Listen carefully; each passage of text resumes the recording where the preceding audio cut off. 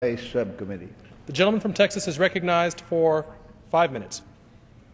I thank my esteemed colleague from Texas. Mr. Speaker, when we take on great endeavors, it's important to have a workable plan and to stick to it. Not doing so leaves us with uncertainty, like the uncertainty that has gripped NASA for most of this year. Nowhere have I felt and seen the effects of this uncertainty more than when I'm home, talking to the men and women of the Johnson Space Center. It's been especially difficult for these men and women and their families because their lives and careers have been centered on a certainty. They wanted to be part of America's space program. And how have we rewarded that commitment? By providing insufficient funds, constantly changing goals, and second-guessing the past instead of embracing a clear path to the future. Meanwhile, thousands of workers have watched, waited, and most of all, safely worked throughout these seemingly difficult ups and downs. The low point in this debate came in February with the release of the President's budget for NASA. In NASA's history of bold adventures, this was one of the boldest. Unfortunately, not in a manner that the agency is used to.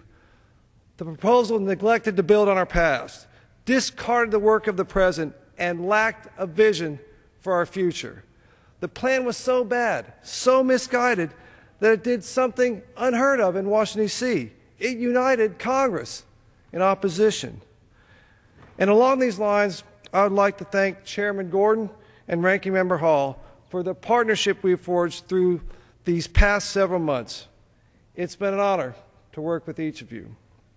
Our partnership has produced a great piece of legislation, our NASA Authorization Bill, which passed out of the Science Technology Committee in July.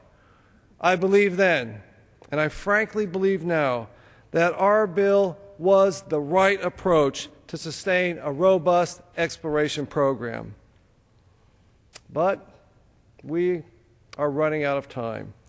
It must send a message as a unified Congress that the proposal the administration submitted in February is not the direction our country is going to go.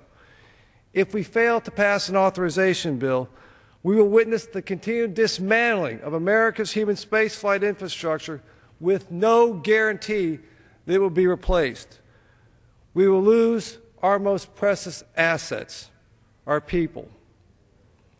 This bill contains critical elements for the future: funding for the Orion crew capsule, the ability to fly on the launch on need flight of the space shuttle, extending the International Space Station through at least 2020, and a robust technology development program.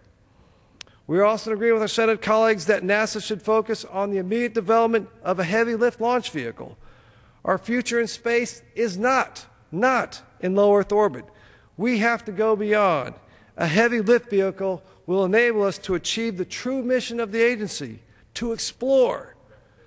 This bill reaffirms what earlier Congresses have supported, particularly an increased role for commercial providers to fly cargo and eventually crew to the International Space Station. And I'll be vigilant in working with my colleagues, the agency, and those in the private sector who will conduct these cargo and crew flights. We need them to succeed, but we need to develop standard practices and an understanding of how a fundamentally different way of doing business will work. It's just another challenge for NASA, and one I know they will meet. I grew up in Clear Lake, Texas, where the men and women who walked on the moon, those people and the people who got them there and back, weren't just my heroes. They were my neighbors. I saw a community and a nation unite around a grand goal and accomplish it. Today we take a step towards restoring the goals worthy of a great nation. And in doing so, we are saying to the men and women of NASA, currently and those to come, that this nation still chooses to explore. I ask my colleagues to support S-3720. Yield back. The gentleman from Texas yields back the balance of his time. The gentleman from Texas reserves the balance of his time. The gentleman from